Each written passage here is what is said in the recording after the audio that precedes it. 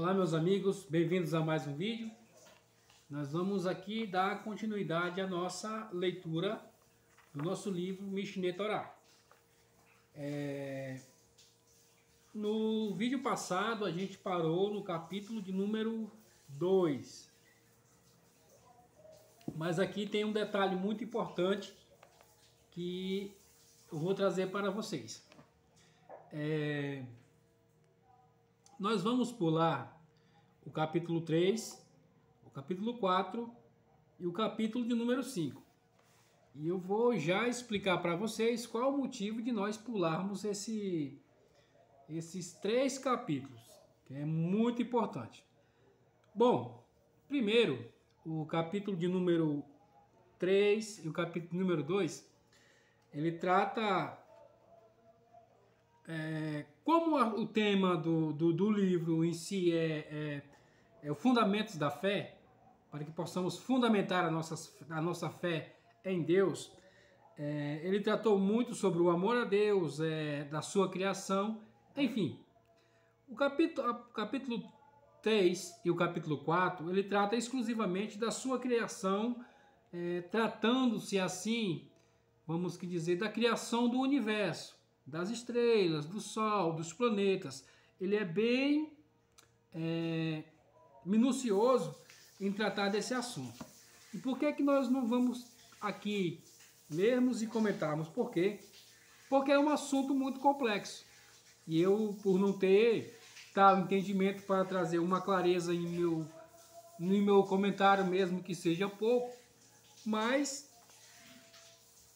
é preciso entender bem desse assunto, para que não fique assim algo, vamos dizer, algo mal interpretado, um comentário mal colocado. Então, eu achei por bem nós não trazer esse capítulo 3 e esse capítulo 4, que é extremamente complicado e difícil de se entender.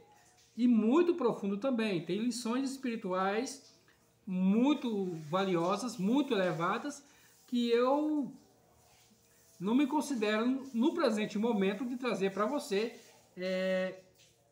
comentários a respeito desses 2 capítulos. Esse é o capítulo 3 e o capítulo 4. Já o capítulo de número 5, eu estava lendo e vi que ele é mais aplicado ao povo judeu, pois ele trata especificamente de leis, de regras para o povo judeu. Então, para nós, não é de muita eficácia, vamos dizer assim. Então, por isso o motivo de eu não trazer também o capítulo de número 5. Porque praticamente não, todo ele é somente sobre regras e leis do judaísmo. Como não somos judeus e nem temos a pretensão de ser, mas e sim, gostamos e apreciamos os seus comentários espirituais e muito elevados, mas porém esse capítulo 5 não é do nosso interesse em particular. Então, eu optei por não ler o capítulo 3, por uma falta de conhecimento mais aprofundado no tema. Capítulo 4, o mesmo processo, requer um entendimento um pouco mais refinado, mais aguçado, e eu não me achei vamos dizer, nesse nível, nesse patamar de entendimento, por isso não trouxe. E o capítulo 5, como eu acabei de me expressar, ele fala mais para os judeus, são sobre as suas leis, seus 613 leis, né? Suas regras.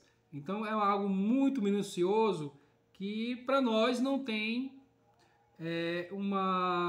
vamos dizer assim, uma serventia prática.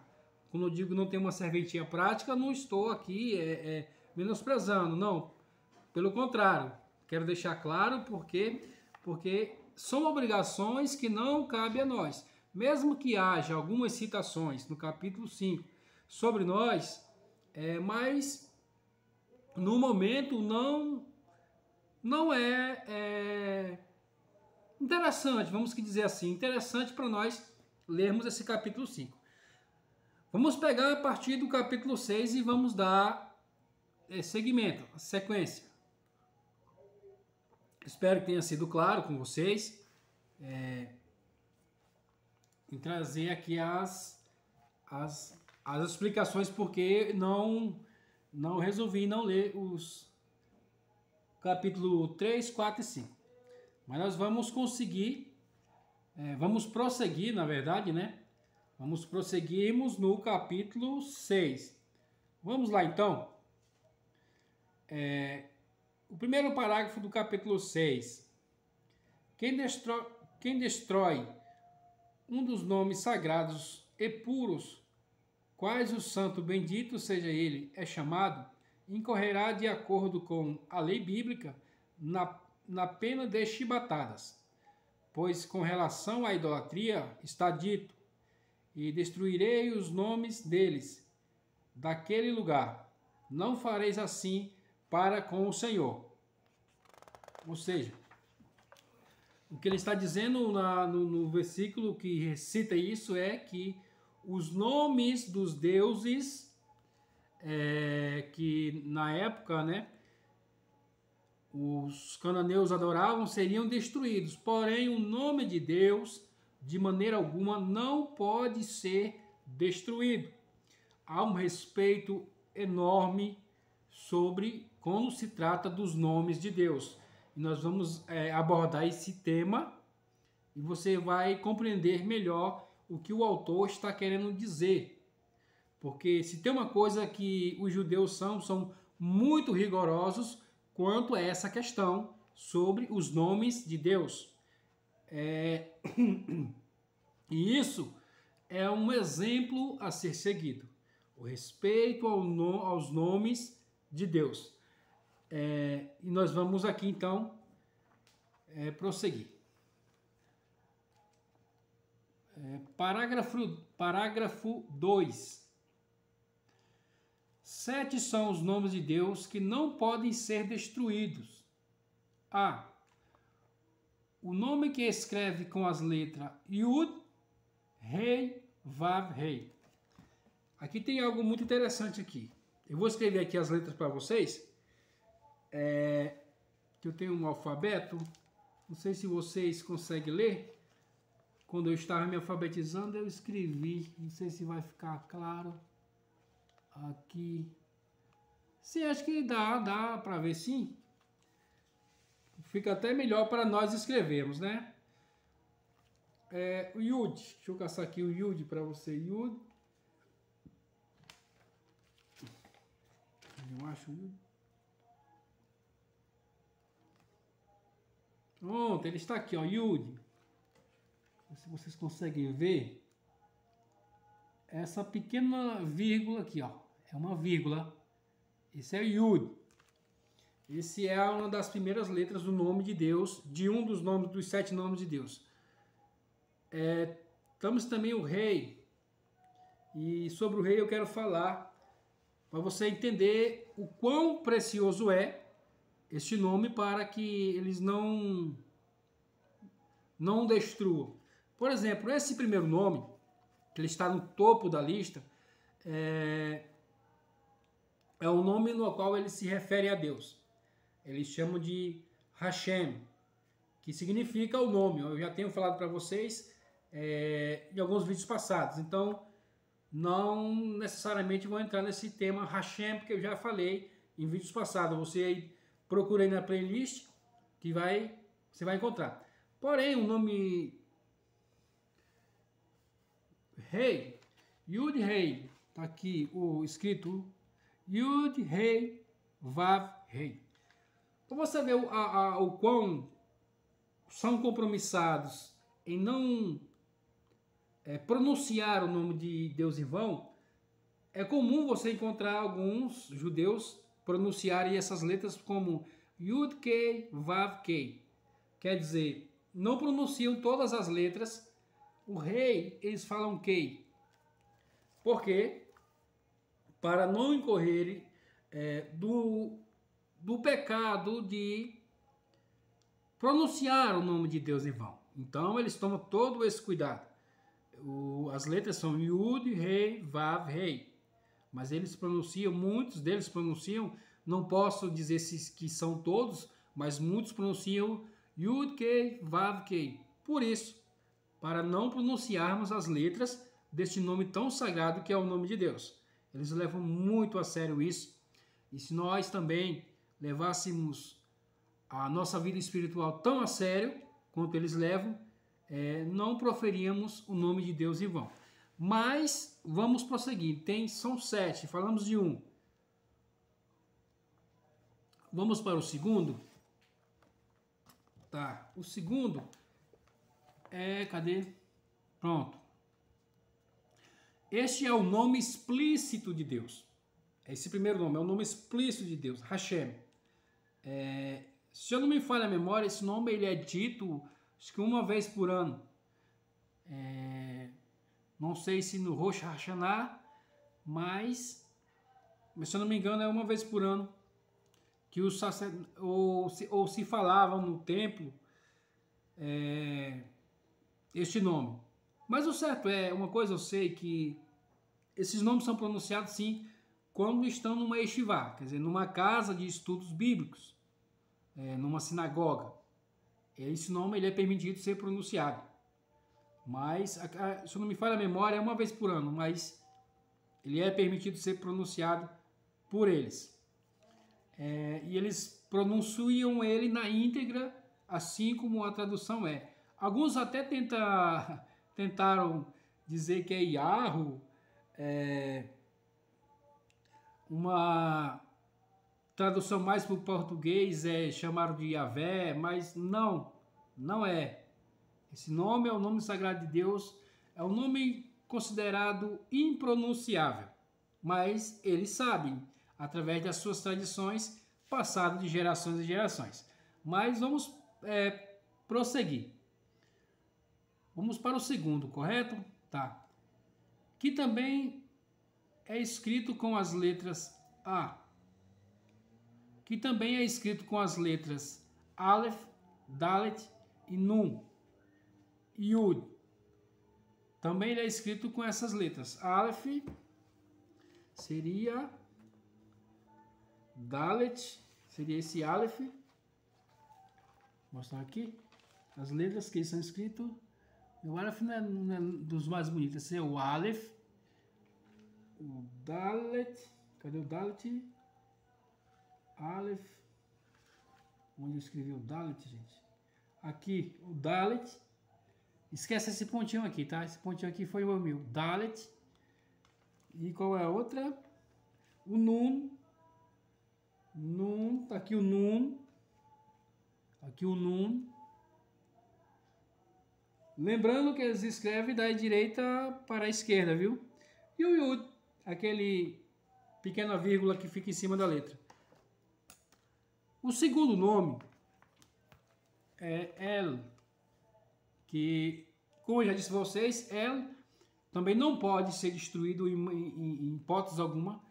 El quer dizer força, poder, está associado ao poder. Nós falamos sobre El nos vídeos anteriores também. O terceiro é Elohá,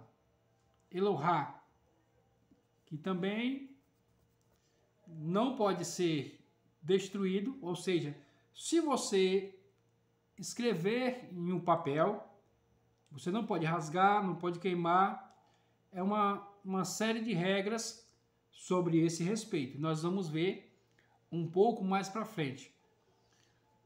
Também o nome Elohim. Então, Elohim também é muito interessante, que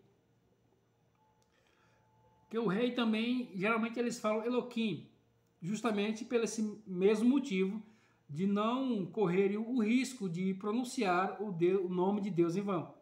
Então eles falam Elohim, mas na sua escrita literal é Elohim. E também o outro é Elohai, o outro é Shaddai e o outro é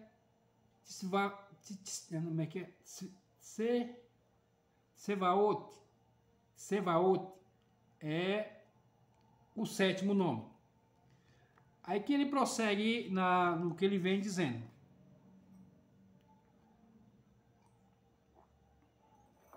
Quem apagar até mesmo uma das simples letras de qualquer um desses 7 nomes incorrerá em pena de chibatadas. Isso era a penalidade para quem destruísse uma simples letra que fosse o Yud, que é a menor letra que tem, qualquer uma, estava a risco de sofrer essas chibatadas, porque não se pode destruir os nomes de Deus, porque essa ordenança de destruir os nomes de deuses, Deus deu para que eles destruíssem o nome dos deuses pagãos, não o seu próprio nome. Então é terminantemente proibido rabiscar, queimar, rasgar, no caso hoje seria rasgar, na verdade, né? O nome de Deus.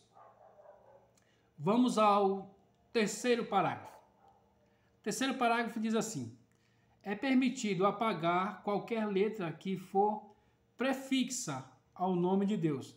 Por exemplo, Lamed, Aleph, Dalet, Nun e Yud. Quer dizer, esse nome,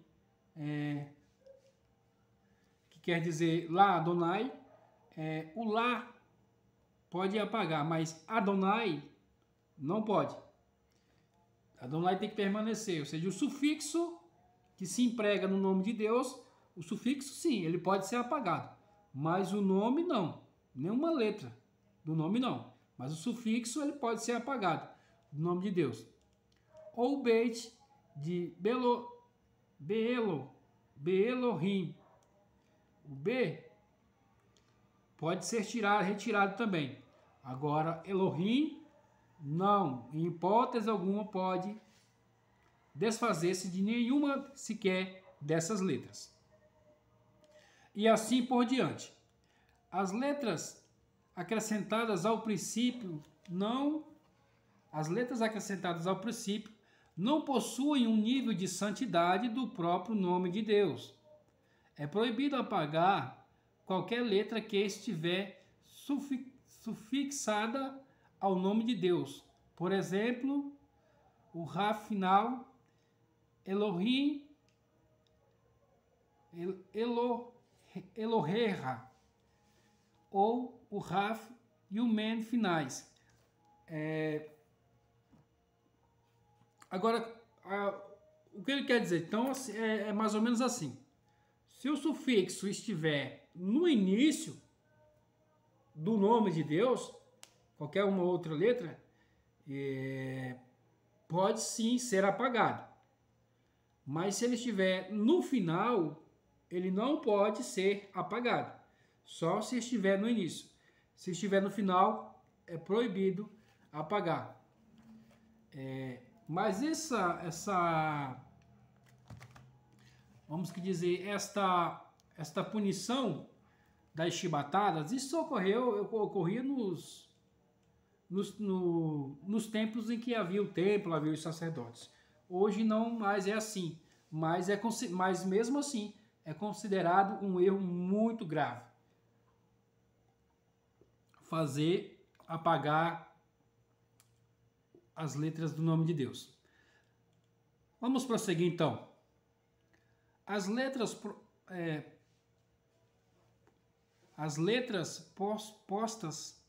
pós-postas possuem o mesmo nível de santidade do próprio nome de Deus, pois são santificadas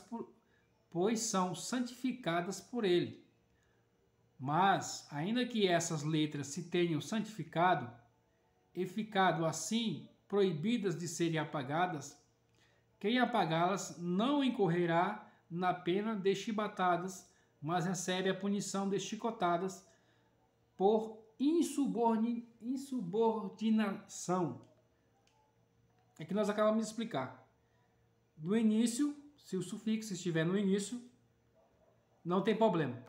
Mas, se o sufixo estiver no fim, do nome de Deus, aí sim é um erro de subordinação. Então você vai no caso, você seria castigado na época. Vamos prosseguir? Agora nós estamos no parágrafo de número 4. O parágrafo de número 4 ele diz assim: quem escreve as letras Aleph e Lamed no nome Elohim, ou Yud e Rei no nome Yud, Rei, Yud, Kei, Vav, Kei. Expliquei porque eu estou falando Yud, Kei, Vav, Kei, né? Yud, Kei, Vav, Kei não pode apagá-las.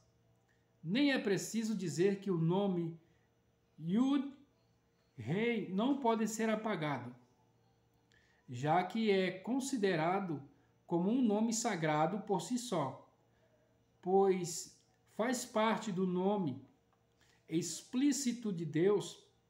Mas se as letras Shin e Dalet do nome Shaddai ou Sad e Beit de Sevaot forem escritas, elas poderão ser apagadas. Olha, são uma série de regras. É uma série de regras. Daí você pode tirar uma conclusão, um simples cálculo, porque judeus não fazem questão alguma que um não-judeu se converta ao judaísmo. São muitas regras que eles as respeitam de corpo e alma. Então, para nós se aprofundarmos nessas regras e não quebrarmos elas, é muito difícil. E eles preferem que tudo esteja do jeito que está. Crê em Deus você. Não tente se converter ao judaísmo, porque são regras minuciosas, importantes, sim, importantes, mas não são obrigações para nós. Não são obrigação para nós. A partir do momento que eu me proponho a cumprir, mesmo que não seja um judeu, me proponho a cumprir todas essas regras, eu tenho que cumpri-las à risca. Por quê? Porque estarei firmando um compromisso com Deus. Isso foi um pacto, um compromisso com Deus que Deus fez na instrução oral que ele passou de geração em geração aos filhos de Israel, e eles cumprem ela até hoje, minuciosamente. Então, quer um conselho de amigo? Crê em Deus quietinho do jeito que você está. Não tente fazer nenhuma gracinha. Porque, primeiro que hoje até é muito mais difícil você se converter ao judaísmo. Por quê? Por causa que eles vão tornar-se muito difícil a sua conversão, não por maldade, não por egoísmo, mas por zelo das suas regras, dos seus princípios, por zelo daquilo que eles acreditam de Deus, que realmente Deus os deu a eles. Realmente Deus os outorgou uma grande responsabilidade de trazer o nome do Todo-Poderoso ao conhecimento de todas as nações. É deles essa responsabilidade. Cabe a nós somente estudarmos e entendermos um pouco daquilo que Deus nos dá e nos mostra. E para isso é necessário, é fundamental você ser no mínimo, alfabetizado no hebraico para compreender verdadeiramente as escrituras sagradas, assim como ela é, assim como ela está escrita. Não é uma das tarefas mais fáceis, nunca foi, porque é uma grande responsabilidade. Você não está falando aqui de um ser qualquer, você está se propondo em seu coração a crer e a saber mais verdadeiramente de um Deus real. Criador dos céus e da terra, de um Deus zeloso, de um Deus bondoso, de um Deus de justiça e de misericórdia. Então, por isso todos esses detalhes minuciosos, mas nós vamos prosseguir.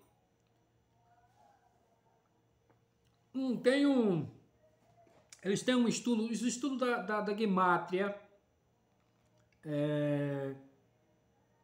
que fala sobre as letras e os seus significados.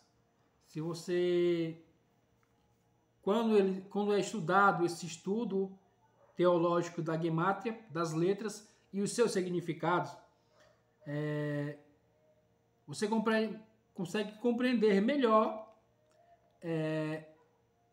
o que quer dizer a proibição de se desfazer de todas essas letras. Fica muito mais claro.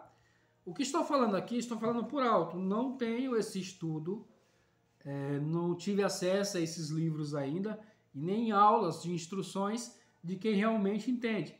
Mas a Gemátria é importantíssima na leitura das Escrituras Sagradas, principalmente se tratando no nome de Deus. Porque quando há proibição de não desfazer dessas letras, porque tem um significado, todas essas letras têm um significado importantíssimo de maneira espiritual. Me refiro a um significado espiritual muito grande, porque as letras, a Bíblia Sagrada, ao qual foi entregue a Moisés, ela é chamada de Lashon HaKodesh, ou seja, a língua santa, a língua que Deus escolheu para falar com os seres humanos. E cada letra no hebraico, ela equivale a um significado próprio, a letra em si, e também equivale a um número. Então a Gemátria é a ciência que estuda esses detalhes para a melhor compreensão das Escrituras Sagradas. Como eu disse, já disse em algum vídeo passado, sou apenas um interlocutor dos livros no qual estamos lendo. Livros sagrados inspirados por Deus. Mas, tendo dito isso, vamos continuar a nossa leitura? Vamos avançar mais um pouco, que está ficando muito bom. Vamos lá.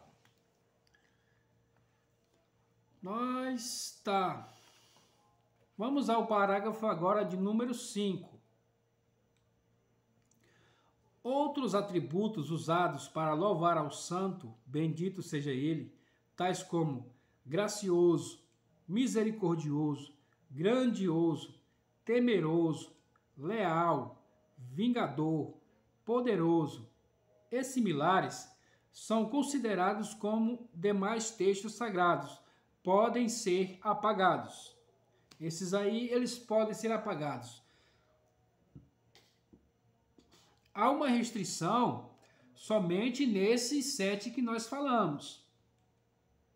Que nós falamos agora há pouco. Há uma restrição. Esses outros que são atribuídos a ele, bendito seja o Todo-Poderoso, esses sim, eles podem ser apagados.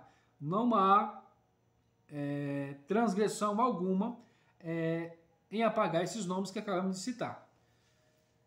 Parágrafo de número 6 diz assim: se um nome de Deus estiver escrito em um utensílio, deve-se recortar o nome de Deus e enterrar. O recorte que infundir um utensílio de metal ou de vidro que tenha o nome de Deus gravado deve ser punido com chibatada. O correto é remover a parte que contém o nome de Deus e enterrá-la. Da mesma forma, se o nome de Deus estiver escrito sobre a pele de uma pessoa, ela não pode,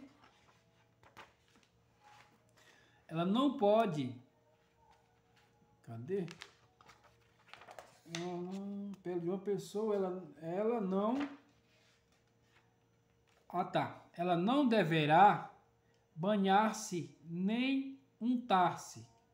Ou seja, não pode tomar banho nem passar um tipo de óleo, nem permanecer em um lugar sujo. Exemplo, um banheiro.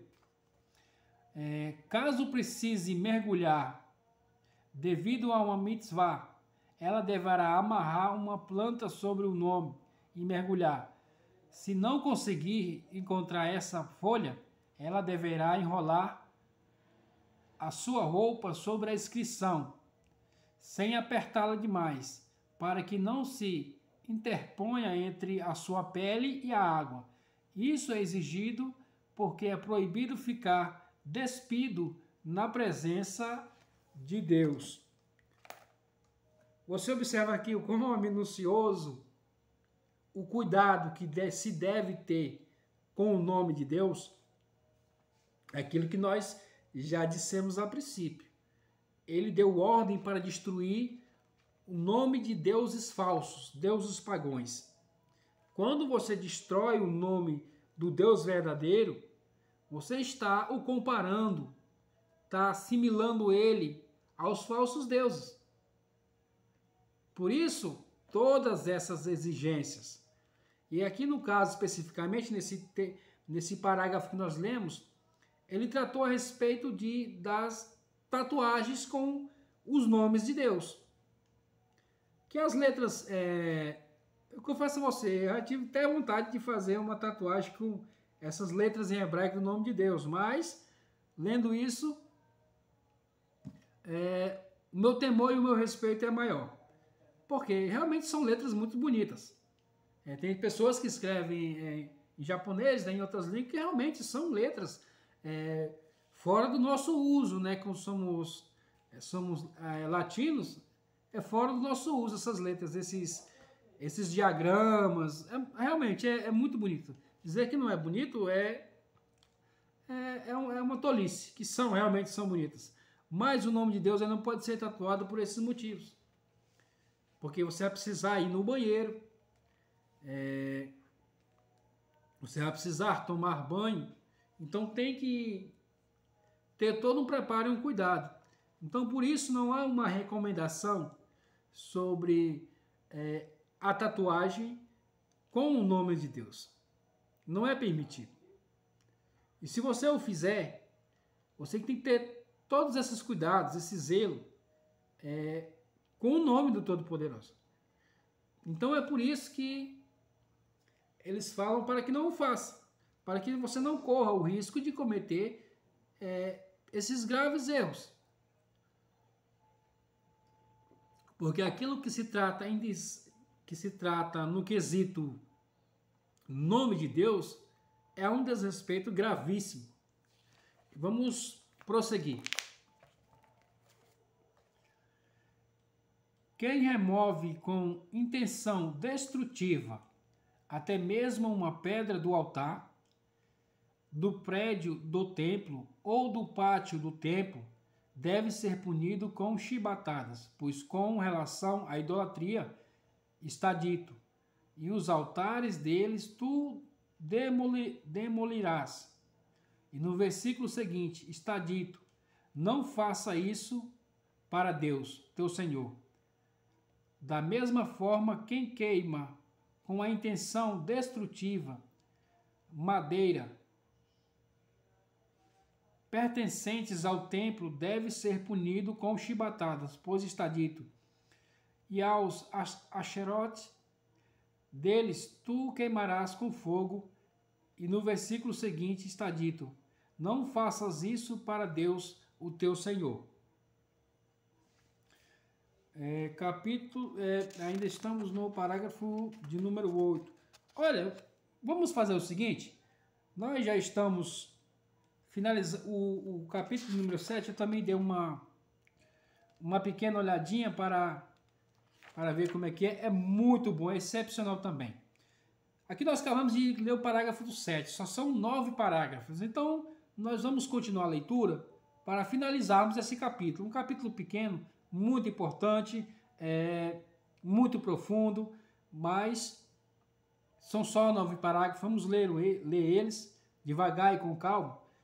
para que no próximo vídeo possamos entrar no capítulo de número 7. Também é interessantíssimo, muito profundo, muito espiritual e nós iremos, se Deus quiser, lermos junto. Vamos lá então prosseguir. O oitavo parágrafo diz assim: é proibido queimar ou destruir por meio de ação direta quaisquer textos sagrados, seus comentários ou explanações. Quem destruí-los por meio da ação direta deverá ser punido com chicotadas por insubordinação. Qual é a aplicabilidade disso? Há textos sagrados que tiverem sido escritos por um judeu com a intenção sagrada, mas se um judeu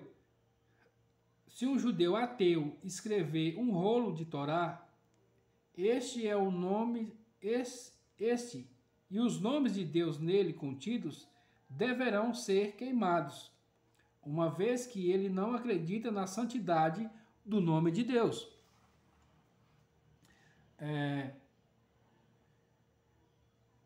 E não o escreve com esse propósito, mas tem como qualquer outro escrito. Sendo essa a sua intenção, os nomes de Deus que ele escreveu não se tornarão santos. É uma mitzvah queimá-lo, para que não reste nenhuma lembrança dos ateus ou dos seus atos. Em contraste, se um gentio escreve o nome de Deus e este deverá ser enterrado da mesma forma. Os textos sagrados que se desgastarem ou que forem escritos por gentios deverão ser enterrados. Parágrafo de número 9 e o último parágrafo para encerrarmos aqui. Todos os nomes de Deus que constam da passagem referente a Abraão e os anjos são sagrados, até mesmo o nome de Deus que está citado no versículo. Adonai, se eu tenho encontrado graça aos teus olhos, todos os nomes de Deus que constam na passagem referente a Ló não são sagrados, exceto o seguinte: não te rogo, meu Senhor, que quer dizer Adonai, né? Teu servo encontrou graça aos teus olhos, então ele é sagrado, né? Todos os nomes de Deus que constam na passagem referente à colina de Biniamim são sagrados. Todos os nomes de Deus que constam na passagem referente a Mirá não são sagrados. Todos os nomes de Deus que constam da passagem referente a Navote são sagrados. Toda menção do nome Shalomon, ou seja, Salomão, no Shir Hashirim, ou seja, o livro Cântico dos Cânticos, é sagrado e é igual aos demais atributos divinos, à exceção da seguinte: tu, Salomão, poderás ter os milhares. Esse não é sagrado. Toda menção da palavra rei no livro de Daniel não é sagrada, à exceção da seguinte: tu és o rei dos reis, onde ele é igual aos demais atributos divinos. Então, uma coisa que chamou a atenção aqui nesse aqui que ele está nos dizendo, que o livro Cânticos dos Cânticos, todo ele é sagrado. Uma hora dessas eu vou trazer um estudo mais aprofundado do livro dos Cânticos. O livro do Cântico dos Cânticos, o Cântico dos Cânticos, é um livro extremamente espiritual e profético. Muitos dizem que é o tem como somente um livro de poesias de Salomão, mas ele é muito mais do que isso. Ele é um dos mais proféticos e sagrados da Bíblia Sagrada. É o Cânticos dos Cânticos. Uma hora eu vou trazer um estudo bem... Ele requer um pouco de minuciosidade no estudo dele. Eu vou trazer bem mastigadinho para você, para que você entenda a profundidade que é esse livro Cântico dos Cânticos. Ele não é só um livro de poesias, não. Cara, se você soubesse a profundidade da espiritualidade que tem esse livro Cântico dos Cânticos, você o veria com outros olhos. Mas vamos ficar por aqui. Encerramos o capítulo número 7, o capítulo número 6, perdão, capítulo número 6. Vamos para o capítulo de número 7, que também muito bom mesmo.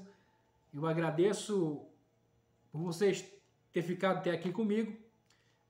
Não esquece, comenta, compartilha, se inscreve no canal, e nós vamos continuarmos aqui na graça de Deus, trazendo a leitura desse livro muito bom, muito elevado, muito espiritual, para a nossa discernimento e entendimento espiritual, para podermos alicerçarmos a nossa fé, para podermos termos uma base fixa, uma base verdadeira na palavra de Deus. Muito obrigado e até o próximo vídeo.